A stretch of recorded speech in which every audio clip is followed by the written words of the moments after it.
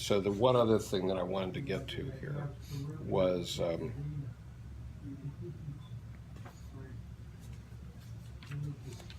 the Imago Dei.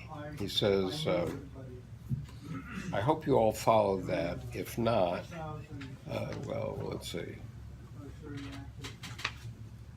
All right, so what he's saying is the God image, Imago Dei, therefore is the core archetype of the collective unconscious, is the current agent and creative authority that determines the functioning of all individuals and all organic groupings of individuals. And by organic groupings, I mean all families, tribes, factions, parties, religions, nations, all groupings, small or large, which are unified by mutual identification with an origin, a cause, or a creed. These origins, causes, and creeds will be expressions of the God image, which is the operative central agent in the psyche of that particular group. What that means then is that in all conflicts between nations, creeds, different factions of all kinds, each side will be acting out of a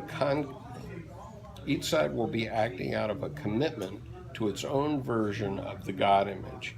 In other words, the conflict between any two factions is a conflict within the God image itself. I hope you all, and so this is a reference to the fact that the God image is an image of opposites, and that we have to hold this concept of opposites within us. Okay, I hope you all follow that.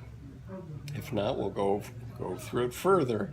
But this is my effort to elaborate what is condensed in this one sentence, quote, the Imago Dei pervades the whole human sphere and is involuntarily represented by mankind, which is involuntarily represented by mankind. As that becomes visible to you, it changes your whole understanding of the functioning of the collective psyche of humanity, of the way it manifests itself politically and religiously and factionally in all of its various aspects. So it changes everything, because if you understand that every conflict, our red-blue conflict in the United States, our conflict between Christian and Muslim, for example, all other conflicts, those are conflicts that are within the God image, that they're all part of the human condition. And so we have to think of it a little bit differently. It's not my side is right and your side is wrong, because, oh, by the way, if we were to destroy all people on the other side, it would just start again, right? It would just start again, because that's the way we are as human beings. Yeah, that's the Syzygy. Pardon? That's the Syzygy, right? Yeah, that's the pair of opposites. That's the pair of opposites and you're not going to destroy the other side of the opposite, because if you do, then there's going to be a new Syzygy. The opposites just, they're like Mandelbrot sets, they just go forever. Yeah, right. And so if there's one thing that we can take out of the freshman year of this reading group is that there are opposites and you can't get away from them. And so therefore you need to be able to rise above them, and hopefully therefore we can find a way to peace. And instead of trying to kill one another because you don't believe as I believe, you might try to find out how you can learn something from the other side.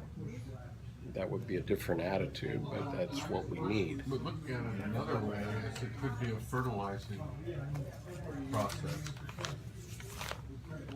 as well. We could look at it that way. What, killing everybody is a fertilizing? What's a fertilizing process? Look at all the in the material sense, all the advancements that come out of war, for instance. Well, that's the way it works. That's right, and so that's what the lesson is, that we need conflict, right? Without conflict, we don't get anything new, I'm not And making a judgment about it. I'm just saying functionally, nature seems to want to be. nature wants conflict, exactly. Fire Eh, for those trees to grow. Pardon? Exactly. Yeah, that's right. There's fire for the trees to grow. There's a reason that the eagles took the osprey babies, right? And so Tooth and claw. it all works out in the end. But the point is that when we have opposites in our relationships, whether they're in our marriages, whether they're in our communities, whether they're in our countries or our religions, we might want to stop and recognize that those opposites are all within us, and what can we learn from the other side. I mean, I'm struggling with it personally, and I'm 70 years old, so I'm still struggling with it, but those are the types of issues that we need to address.